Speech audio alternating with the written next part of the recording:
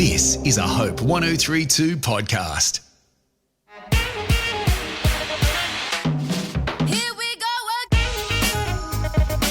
Welcome to She Wasn't Born Yesterday, the pod that fearlessly chats about all things affecting us ladies who are 40 plus fabulous. Well, and the guys that want to know what we think. Well, them too. I'm Janet Evans, advertising creative. And I'm Jenny Woodhouse, semi-retired social worker. In other words, you're busier than ever. We're J&J and we're super thrilled you're with us for She Wasn't Born Yesterday.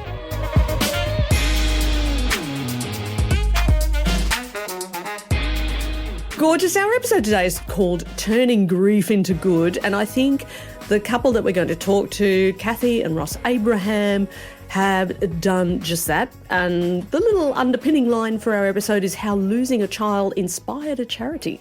And I feel that encapsulates the whole thing. So that's the end of our episode today, and we'll thank you very much for coming in, Kathy and Ross. But just to flesh that out just a little bit. Good idea. There's a quote from Lord of the Rings that says, no parent should have to bury their child.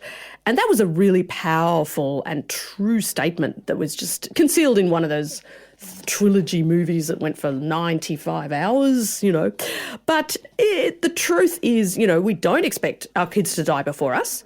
But on the 14th of April, 2024, in the very early hours of the morning, Kathy and Ross, our guests today, had a knock on their door that did change their lives forever. I mean, it's never good news when someone knocks on your door in the early hours of the morning, I don't think. This was worse. But a policeman was there who told them that their son Jayden had been in an e-bike accident and had a catastrophic brain injury and was in ICU at Gold Coast University Hospital. So welcome to She Wasn't Born Yesterday, Kathy and Ross Abraham, and thank you so much for sharing your story. Thank you. Thanks Pleasure for having us. to be here. Yeah, it's bittersweet for us. Yeah. Jayden was just 31 when you got that wake-up call, wasn't he? And do you remember your first thoughts when you first opened the door? Like, what did you guys do? Yeah. I'll remember it for the rest of my life.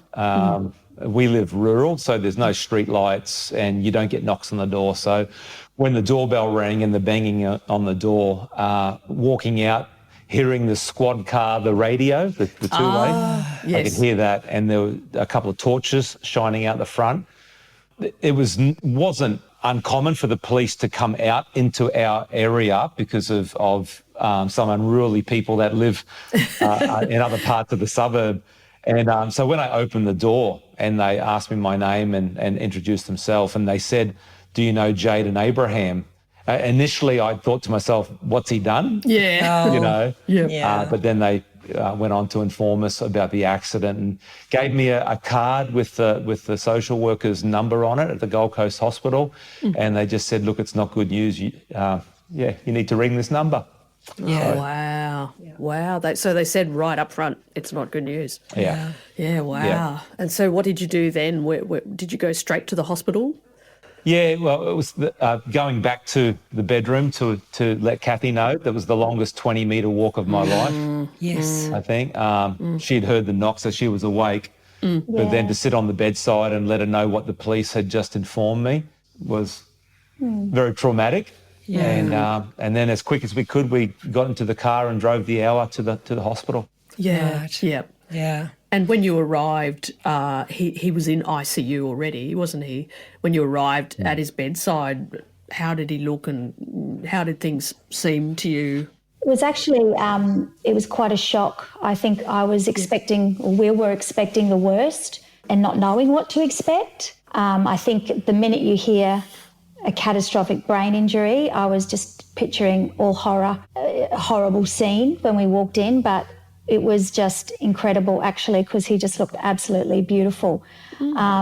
He just looked like he was asleep on the bed. His face was in perfect condition, apart from all the machines, and he had two black eyes. And Jayden was a boxer, so he would have been so proud of those two black eyes. Yeah. Badge of honour.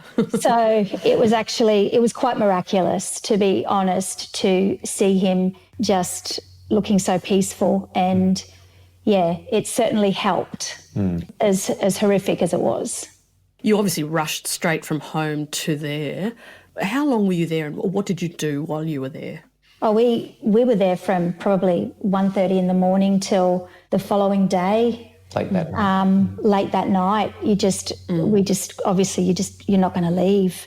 I don't remember eating. I don't remember. Ross has a great memory of all the nurses and doctors. I don't remember any of that. My whole focus was being with him. And so we just stayed in his room and, just sat with him. And looking back, I realised I was in a lot of shock. A lot of the memories of that visit, apart from Jayden and my close family, I don't remember much at all because I was just so focused on him and, we were believing for a miracle. So What was happening for you, Ross? Yeah, I was probably much more in male mode of engaging with the doctor, asking nurses what certain things meant in the ward, making sure that Kathy and our daughter Tara were doing as well as they could. Early hours of the morning, we started to get some of our good friends, because word spreads very fast. So keeping the communications with them. But for me, primarily, it was supporting Kathy and being the conduit for the medical team to talk to. And what was the medical team talking to you about during this time? Unfortunately, very early on, the weekend doctor, on the early hours of the Sunday morning, the 14th, you're ushered into what they call the family room. And I know enough about the process to know that this is not good. And then the doctor even struggled looking at us. He would kind of put his head down. And so again, working with people, I've learned how people are about to tell you something pretty negative. And so very early on, the doctor said, look, we believe that this is an unsurvivable brain injury. And for Kathy had a thumping headache. The doctors or nurses can't give you anything for it. Oh, why not? And so, it's just it's against policy. Their policy. Really? It's ridiculous. Yeah, you won't get it in any hospital. You have to wait for the pharmacy to open downstairs. Oh, okay. So trying to hear end-of-life conversations is just, mum and dad aren't built for it. No, I don't think as parents we're designed to hold that kind of sadness. So just trying to keep ourselves in a healthy enough place to hear what the medical team had to say and be able to process it and make decisions. It'd be so hard to process though, wouldn't it? Yeah. I mean, it's just sort of being landed on you literally in the middle of the night. You had no idea. There was no context for it. No. And then suddenly you're there and they're telling you these things and it'd be like, I don't know if I'd be able to take it in. Yeah, and I don't think you do. Looking back, I think, I remember people commenting on how strong I was. I'm not sure it was strength. I think it was just absolute shock and trauma. Survival mode. Just surviving. Absolutely. I don't remember the times or the days or, Let's rewind. Just a few days earlier, on April the 11th, Jayden had invited you guys to dinner at his place in Byron, which is a 40-minute drive from your place in Murwillumbah. Tell us about that evening.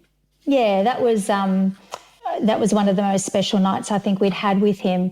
And looking back, I'm just so grateful that we went. Ross was in Brisbane, so he had come home. Jayden had called me and said, Mum, I'm going to cook dinner for you, my famous poke bowl.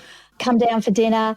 And I'd be like, yep, okay. And then I knew Ross would be so grumpy because he had had a huge day in Brisbane, was caught in the traffic coming home, and he literally had to come in the door. And then I was like, now we're going to Byron. So he wasn't impressed at all. But I'm just so grateful that we, sucked it up and went. And it was just one of the most special nights that we had. We had really deep conversations. Wow. It'll be a memory for the rest of my life. And what is the poke bowl? Yeah, do you even have to cook it? Like, is that something you need to cook? Yeah, he cooked it. Yeah. Oh, he cooked it. Okay. Yeah. But that would have been my greatest regret had I not gone Yes. Oh, yeah. that night. Sure. So I'm forever thankful for Kathy motivating me because, I don't know how I would have processed that one. Yeah, right. Indeed. But just a few months before that, Ross, you went for a bike ride with your brother Rick, who happens to be an oncologist. Tell us why you did that and what his situation was at that time. Yeah, if I can just give context, it was actually the day before Jayden's accident, the bike ride with Rick. Wow. Wow. Wow. Okay. Okay. My brother and his wife had lost their son 4 months earlier in a car accident. Oh, goodness me. And just after midnight, they got the knock on the door from the police. It was a singular car accident to let them know that their son was on life support at Royal Brisbane Women's Hospital. So they rushed up there and he passed away the following morning. Oh, no. And so fast forward 4 months, my brother and his wife, who have never stayed with us at all in our 60 years of sibling, decided that 13th of April was the one night we all had available for them to come down to where we live and spend the night. And so we went for a bike ride that day, the four of us, and then we spent the afternoon around the fire helping them process and helping him process the loss of his son 4 months earlier. And then being an oncologist, he was feeling his empathy tank had been drained. And so we Yes. talked about all of that, went out for dinner that night, came home, went to bed. That was when. It was the following morning, 1 o'clock in the morning, the police knock on our door while him and his You wife are couldn't asleep. script it. No, you couldn't. That You is just incredible. couldn't have scripted it. Yeah. That's That's incredible. And Yeah. how old was your nephew when he died? 24. 24. Okay. Yeah, so both brothers lose both only sons in the space of 4 months.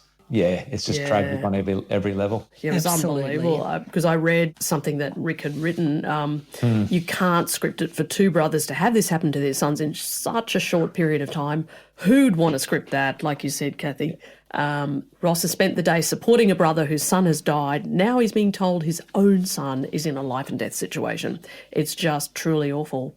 Yeah, I don't suppose you had any time to reflect on the terrible irony of all of that, but no, but Yeah, I haven't reconciled that one. I think for Kathy and I, the one hope that we have through this, and I know we've had several interactions with them since, my brother and his sister-in-law, and one recently, she looked at us, and because they don't share our faith, but she looked at us and said, "I'm envious of you because you have a faith and you believe you're going to see Jayden again."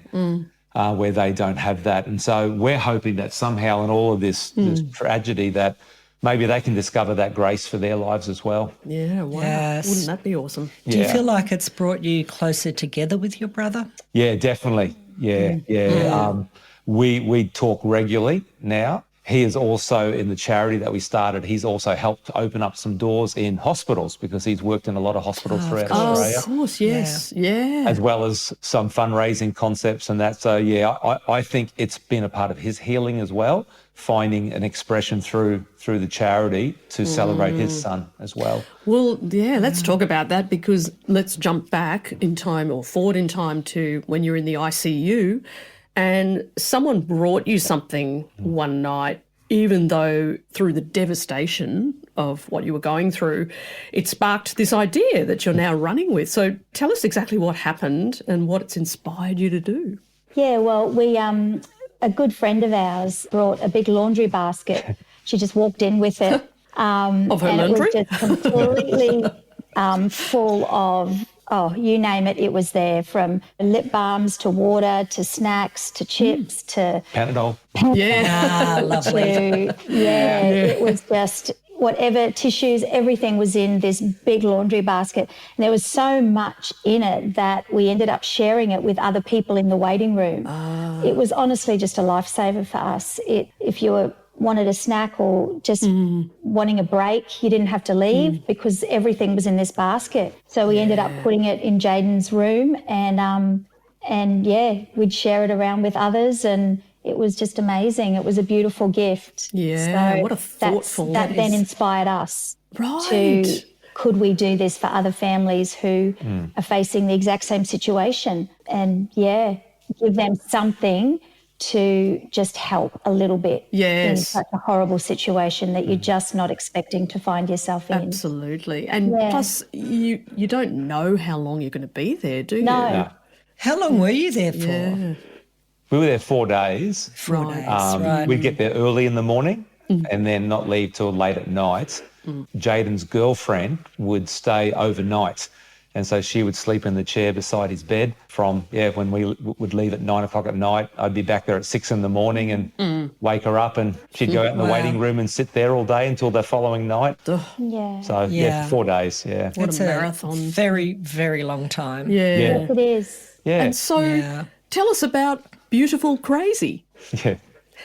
It was actually that night we had dinner with Jayden's famous poke bowls. Yes. Where We still don't know what they are, by the way. no, you need to go get yourself one. Get the recipe afterwards. We will. And Kathy explains the name well. Yeah, it was our last conversation of the night. And he was talking about himself, which was nothing unusual, but he was, he's talking about his boxing and everything else. And then he was saying, I've come to terms with myself that I'm always going to have a crazy mind. He was diagnosed with ADHD and he was very high. He just had energy to burn consistently from a newborn to 31 years of age. Gosh. And so he was saying that his mind just goes 100 miles an hour. And, my response was, that's great. As long as you focus it in the right area, you're a genius and you'll be amazing. Anyway, he kind of just shut Mum down and it was all about him. And then he leaned back in his chair and he looked at us and he said, but you've got to admit, I'm beautiful. I'm beautiful crazy, Mum. Oh, Yeah. Wow. And you had to admit that, right? And I was just, and then he said, we should play our song, which was Beautiful Crazy, the Luke Combs song. Yes. Yeah. Right. So he played that song and then we hugged each other and that was it. That was it. Yeah. We left. And so what does Beautiful Crazy do now? Like, you got this idea, this person did this amazing thing for me, how generous and thoughtful. At what point did you think, we could actually, retain Jayden's memory and make this mean something to other parents and call it Beautiful Crazy? How did all of that come about? Yeah, it was probably it was a few weeks after all of the formalities and saying goodbye to Jayden. Our daughter Tara actually said, you know what would be a great idea if we look at a way of gifting back to families who, like us, just find themselves in a moment of trauma without bringing any essentials with them. So we started to investigate and she reached out to the hospital where we were with Jayden and they seemed positive and then another hospital seemed positive. And so, we came up and got some other more creative people involved who came up with the canvas tote bags. And before we knew it, is actually what's really amazing about this is that I took upon myself to start approaching businesses about the items that go in the bags. And the first person I went to was the manager of the IGA at Murwillumbah because it's local. Yep. And I sat in his office and started to tell him about the concept, about how my son had passed away in ICU, and he stopped me mid-sentence and he said, did he have a girl who stayed in his room every night? Oh. And I said, yes. And he goes, my father was in the ICU exactly the same time. Wow. Your family shared a laundry basket of food with my family. Wow. Amazing. I mean, 800 IDAs in Australia, we go to the one where a man and I shared a common loss in the same week. Yes. And he experienced the laundry basket full of food. Wow. So they jumped on board straight away. And since then, as from yesterday, 12 hospitals across Australia. Wow. All the top level ICUs is where we're really targeting. And just gifting these bags to social workers and nurses because they're the heroes. We just drop the bags off, they hand them to the families. Right. And the feedback we're getting has just been overwhelming. No Positive, surprise fantastic. there. No surprise because there. I mean it's not just physical things, is it? It's showing that someone's like Thought about it. and understands what Yes. they're going through. Yes. Yeah. And in every bag we have a card about our story about Jayden. Right. And so once people read it and understand this is from a family that has sat in the same seat, Yeah. it just adds that credibility, I suppose, to the whole process. Absolutely. Yeah. That's Do people fantastic. reach out to you afterwards and Yeah. talk to you about what it meant to them? And All the time. Had some beautiful stories. Do you find that other people who've lost children are able to talk to you in ways that they can't talk to others, or who haven't lost children, just because others don't understand depth of grief or the fact that, Jayden just died 20 seconds ago for you guys. Yeah. Whereas other people have the concept of, there's so much time has passed, are you getting over it yet? Yeah. Whereas you talking to them, you understand, no, you don't actually get over it. Yeah. No, you don't. Yeah. We would receive every week probably 2 or 3 emails from other grieving families that have lost, in particular, children. One I'm thinking of now, I spoke to yesterday, 10 years ago, and it's still raw and real for her and her family today as it was 10 years ago. Absolutely. I have no doubt that it's created a sacred space for us to be a part of. I mean, we weren't invited into it. We were just thrust into it. But there is a community of people right across Australia that know the language of grief and understand that this is something that not everyone shares. But when you do, there's a special bond that is created. I've seen that. I have very dear friends who lost their son when he was 19, and they have taught me so much about grief and about the bond that comes with that. I've watched that. I think it must be difficult for other people to know how to talk to you because, like, if you, like you say, if you haven't been through it, then you don't know the right things to say. Do you find that other people find it difficult to talk to you, or in those few months just afterwards? A little bit, yeah. I think the hardest thing is just when you get cliche statements thrown at you. Because that's when you think there's no understanding there. Yes. I mean, we had no understanding until we were thrown into it. So it's not judgment on somebody else, because I realised how I was just quite unempathetic as well because you hadn't felt it for yourself. Yes. Yeah. When you say like generic statements or something, what sort of things would people say? Yeah, just for us, there was, they'd pat you on the back and God is still good, you know, and we're like, yeah, I know that. I'm not doubting that, but I'm in so much pain, and you just have absolutely no understanding. That is just the most horrible thing to hear, even though it's a faith statement. Yeah, even just though it's things, true. God works everything together for good. And you're like, yep, I believe that. But for right now, my body's going through trauma and shock, and something that a person that I've loved from birth and gave birth to, it's got to go a lot deeper than God is good. What would you suggest? I mean, what would be helpful for you? What's helpful for you? How do people approach you or talk? I think the most helpful thing is people asking about Jayden. Yeah. Yes. That is not so much how are you, or I think one of the most powerful things you can ask somebody who's lost somebody is tell me about them. Yeah. Oh, Yes. Okay. Tell me about Jayden, you know. What do you miss? Yes. And that just, your heart just opens instantly. It's just like, oh, you're interested, you know. Absolutely. I think that's really powerful. Kathy, what do you miss about Jayden? What do I miss? Yeah, what do you miss? Oh, everything. Yeah. Okay. The Pokeball?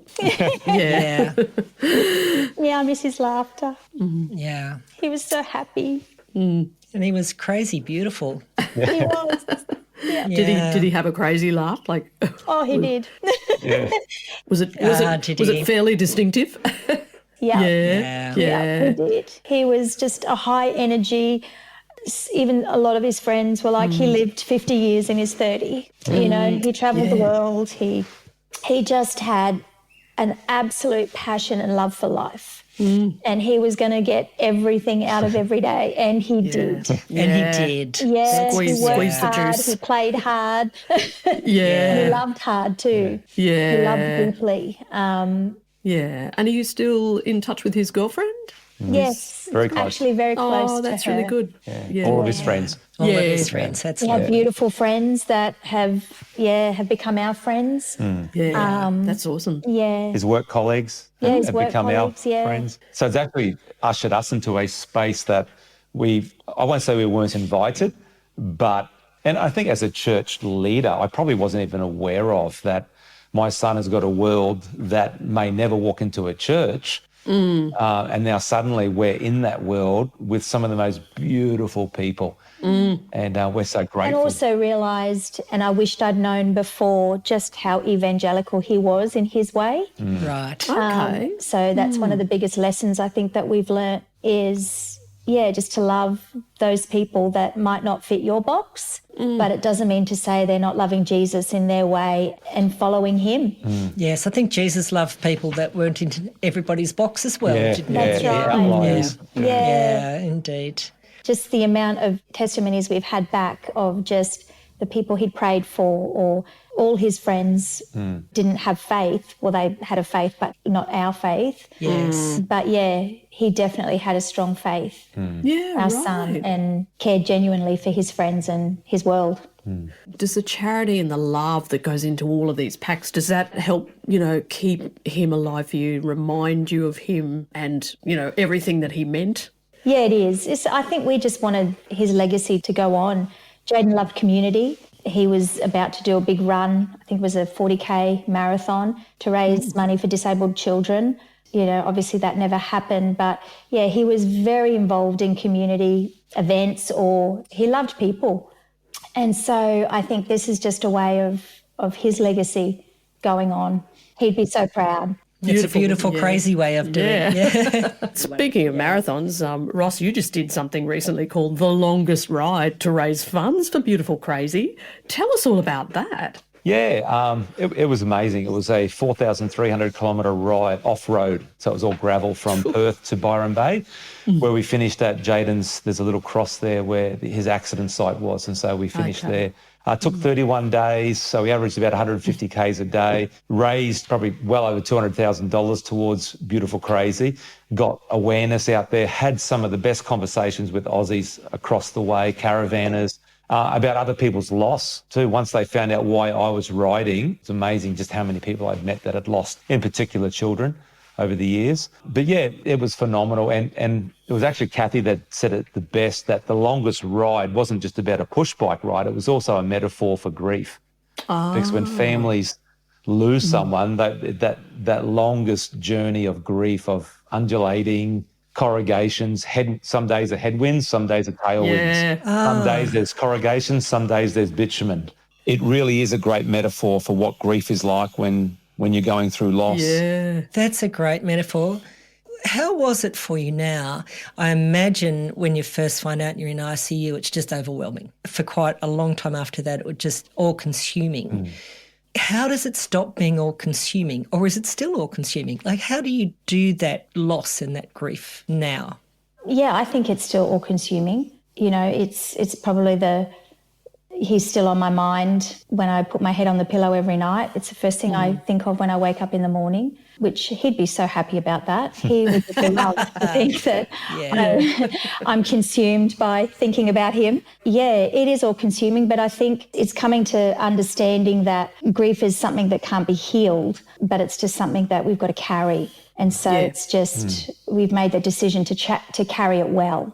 And so this charity, Beautiful Crazy, is a part of that, and it brings hope and healing, I think, for us as a family, but also that it's an investment into others. It's putting purpose to the pain. But yeah, every day is a battle.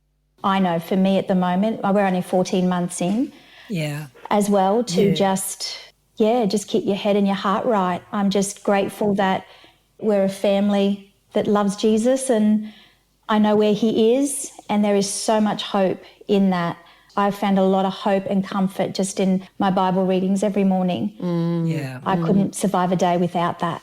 Yeah. How about you, Ross? Yeah, I think probably respecting one another's journeys too, and not being judgmental, because you run on different timetables, and grief doesn't, as we know, it's not linear, it's not a straight line, it's all over the place. And so making space for, if you're happy, it's okay for me to be sad, or vice versa. Not trying to speed the process up. As Kathy said, grief doesn't need to be healed. It's not looking to be fixed. And you're not broken because you're grieving. And once that shift happens in our minds, I feel like understanding that this is now a part of our story.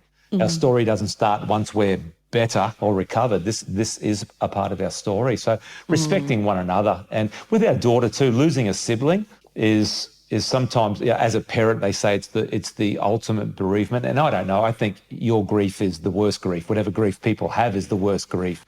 But also being aware for Tara and her children that losing an uncle and a brother for her, that's a whole different journey of grief. So trying to be as accommodating and as kind as we possibly can in the process. Yeah. I bet that always Doesn't always work out, though. I can imagine, Yeah.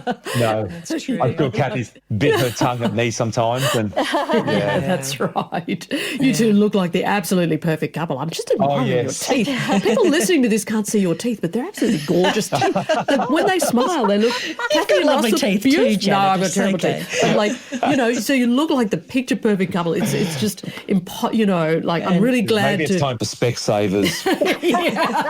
There's a view of this side. That's right. Not for her, only for me. Hang on, let me wipe this screen. Have you found that you've been in a position of feeling like you need to comfort others, Jayden's friends or his girlfriend or Other people, strangers that you might meet? Yeah, we've had Plenty. that's been a constant thing, I think, from the day he passed, especially his girlfriend and their family. We've become very close to them. They've been amazed by the fact that we're doing this charity and the fact that we can still laugh. And a lot of his close friends too. We've just been able to just share and listen to their stories. And again, it's like I said to you before, there's nothing more healing than finding out more about him. Yeah. yes. I feel like we know more now than when he was alive because all of his friends have opened up and told stories and laughed. And so, I mean, that's actually, I think, part of the healing journey. And we feel absolutely blessed that we've had that opportunity, that his friends have invested in us and we've invested in them. And then there's been strangers too, people who just hear our story. You get to chat to them. Yeah. And look, being honest, sometimes you don't want to chat. It's just like, I'm done. My tank's empty. Yeah. So sometimes you just want to hide. Which is fine too, I think. Isn't Yeah, it? it is. Absolutely. Yeah. What do you hope for the charity? What in your ideal world, what would you love for to happen? The ideal world. There's no doubt that in every ICU that people would have access to beautiful crazy bags for families. But I probably see well beyond that. I look at the waiting rooms in most hospitals that I've certainly been delivering bags to right across Australia are probably not designed to facilitate grief in a healthy way. They're more like a primary school classroom. I would love one day to be able to help hospitals to design grief spaces for families and be a bit of an advocate in that space, and also just to help the onboarding for grieving families into the ICU. It's very... Well, we had to meet a social worker at 1:30 in the morning and she didn't know how to get to ICU. She'd never been there because she was a weekend emergency department social worker. She got lost. So just trying to help the hospitals onboard families for the first time into that grieving process, because there's nothing more distressing than knowing you have a loved one on the other side of a wall or a door that you have no ability to get through. No one's answering the phone. Yeah, right. So I think there's a few little spaces for us as beautiful crazies. Who knows? I'd love to see some more chaplains get back into hospitals. We've kind of lost our space in hospitals. I think there's a great need for people of faith to be back in there and holding space for grieving families. So Yeah. we'll get bags to all the hospitals first. Excellent plan. And slip a little Bible reading in there at the same time. Well, that was I was going to ask that.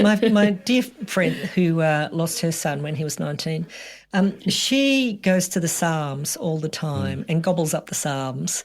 Is there a part of the Bible that is just for you guys something that is comforting? I do, yeah, I love the Psalms as well. I think they're so well scripted for grief. But I think the beautiful thing too about the Psalms is you can have woe is me, but then there's always the but God. And, right. I will still continue to hope in him. I will still, wait patiently for him to deliver me or something. So, yeah, I love the Psalms. But I just think I have a goal every morning just to take one scripture in my personal daily reading, whether it's Old, New Testament, to just find that one line or that one thing that just brings a bit of hope to your heart and then hang on to that for the day. And for me, I find that's just the most refreshing thing. Yeah. Probably the same thing. I think that the whole subject of lament was something I learnt after losing Jayden. You don't hear it spoken on in churches. It's not the most exciting subject to talk on, but so much of Scripture, from Psalms to Jeremiah to the life of Jesus, talks about this subject of lament, and the Book of Lamentations on how to grieve with hope. So yeah, very similar to Kathy. Yeah. Yeah. Thank you. Yeah, and I think like your brother and sister-in-law Yeah. like expressed how they envy your faith. Yeah. But are you still working on them? You're chipping away, or? Yeah. He actually came and joined me for the last 3 or 4 days of the bike ride. And okay. Yeah, we talk a lot, and they're away on long service leave at the moment. And when he gets back, we're going to catch up again. So he's a regular in my prayers. Wow, well, it's just the most incredible story, you guys, and thank you so much for sharing it. It's so raw. And if people listening to this would like to support Beautiful Crazy, which is bringing hope and care to people in ICU, how can they get on board? Yeah, thank you. Our website, beautifulcrazy.org, is a great place to start, or on Instagram, Facebook. Instagram's beautifulcrazy_. Facebook, obviously, Beautiful Crazy. There's plenty of ways to support us. And even if people have contacts in ICU wards, the top level ICUs around Australia, we're always looking for that one contact of a nurse, a doctor, a social worker, because once you get a foot in the door, hospitals are so excited to receive free resource to support their people in a better way. So, plenty of ways to be involved, and just appreciate the opportunity to share. Have you been into neonatal intensive cares? Units? We haven't, but I know at a couple of the hospitals, when we deliver to the social workers, they will then pass some on to the neonatal ward. Yeah. We leave that totally up to the discretion of the staff. We have no. The only criteria we say is we can't sustain recovery of people, recovery care in ICU, because that's hundreds of thousands of people a year. But we are committed to sustain the most critical cases. How do you get to hear about it? Oh, you just deliver to the hospital. We just deliver straight to the hospital. Okay. Right. They make that call. And then they let us know. Yeah. That makes sense. And I'd encourage people to look at the website, because there are some lovely photos on the website. And Jayden, what a handsome Amazing young man. story. Well, you've said before, this is part of our story for the rest of our lives. You don't move on. You just build your life around the loss. And hopefully Jayden would be proud. Well, Jenny and I think he would be beautifully, crazily proud. Absolutely. So thank you so much. Thank you so much. Thanks, guys. Really appreciate it. Thank you so much. Thanks for your company. What did you think of this episode? Well, tell us everything, Gorgi, with a cheeky review on Apple Pods. We'd love to know what you reckon about our topics and our guests. And us. And we look forward to your company next time on She Wasn't Born Yesterday.